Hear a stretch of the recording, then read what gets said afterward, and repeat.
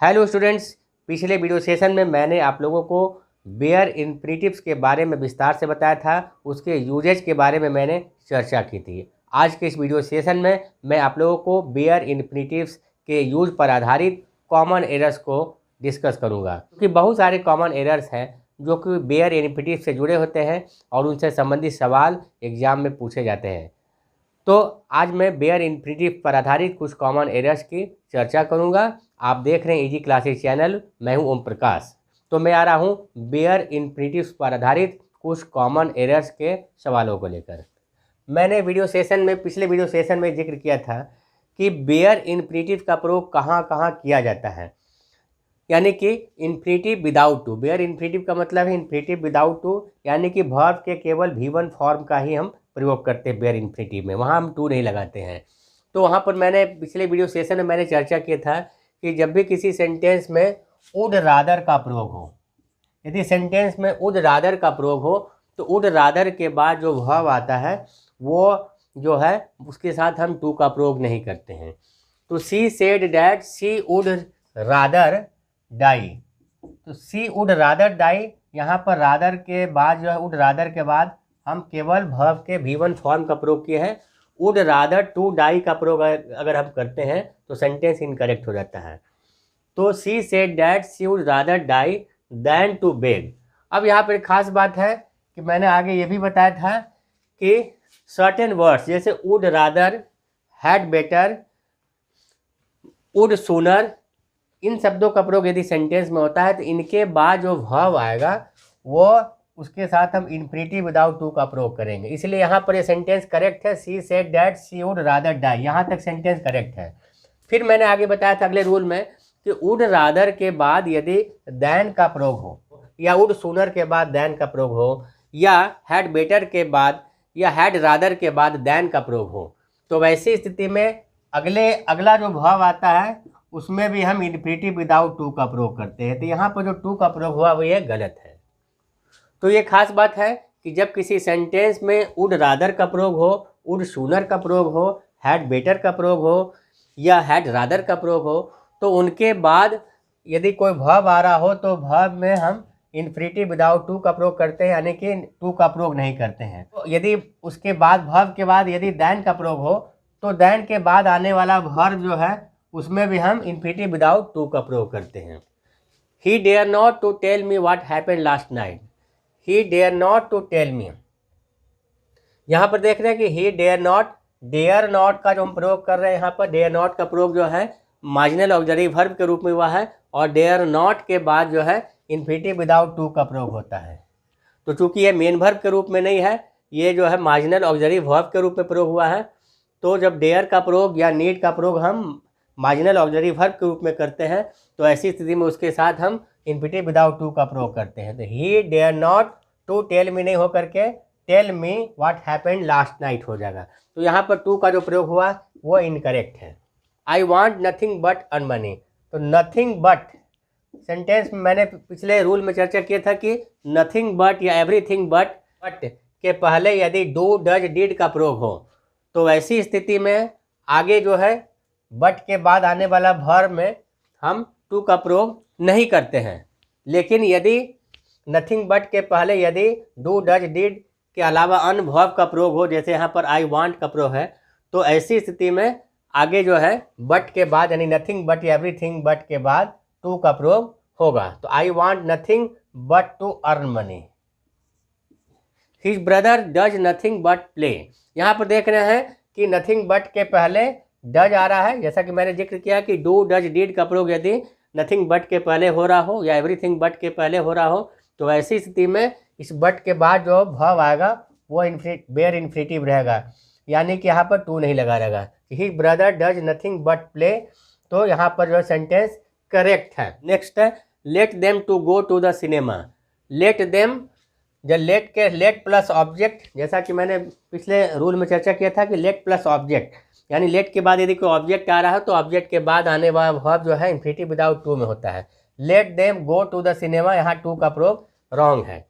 तो late plus object है, तो इसलिए लेट प्लस ऑब्जेक्ट के बाद आने वाला वर्ब हमेशा बेयर इन्फिनिटिव रहता है, इसलिए यहाँ पर टू का प्रयोग नहीं करते हैं।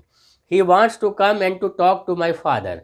यहाँ पर मैंने जिक्र किया था कि यदि सेंटेंस में दो इन्फिनेटिव एक साथ आ रहा हो उसके और दोनों इन्फिनेटिव एंड से जुड़ा हो और से जुड़ा हो, तो ऐसी स्थिति में पहले वाले वर्ब के साथ हम टू का प्रयोग करते हैं, लेकिन नेक्स्ट वाले जो है एंड के बाद आने वाले वर्ब का प्रयोग हम इन्फिनेटिव विदाउट टू के रूप में करते हैं। He wants to come and talk to my father, तो दूसरे वाला वर्ब है यहाँ पर हम बेयर इन्फिनेटिव का प्रयोग करते हैं। तो चूंकि दो इन्फिनेटिव का प्रयोग जब एक साथ करना हो और वो एंड से जुड़ा हो तो पहले वाले इन्फिनेटिव के साथ जो है टू का प्रयोग होता है, यानी इन्फिनेटिव टू का प्रयोग करते हैं, लेकिन नेक्स्ट वाले यानी एंड के बाद वाले जो वर्ब आते हैं वो बेयर इन्फिनेटिव होते हैं, यानी कि वहाँ पर केवल हम टॉक लिखेंगे। He wants to come and talk to my father. He had better to stop taking, यहाँ हैड बेटर के बाद टू का प्रयोग हम नहीं करेंगे, तो हैड बेटर के बाद हमेशा बेयर इन्फिनेटिव का प्रयोग होता है।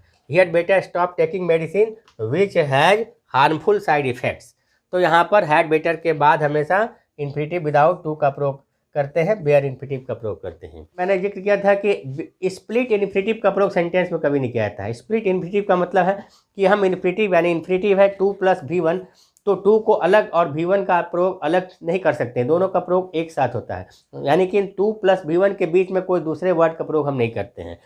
तो यहाँ पर we have plan to not go, यहाँ टू गो इन्फिनेटिव है, इन्फिनेटिव टू है और इसके बीच में नॉट का प्रयोग हुआ है जो कि इनकरेक्ट है। तो यहाँ पर उसको ऐसे अरेंजमेंट करेंगे, we have planned not to go, यहाँ पर लिख सकते हैं not to go on a vacation this year.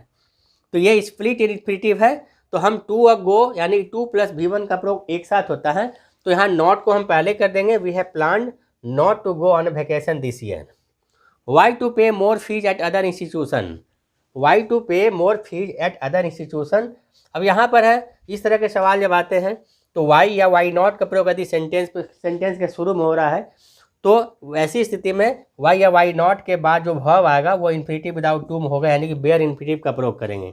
Y पे more fees at other institution, तो यहाँ पर करेंगे, या यदि ये यहाँ पर नॉट होता है तो वाई नॉट, तो यहाँ पर पे नहीं करेंगे, वाई नॉट पे।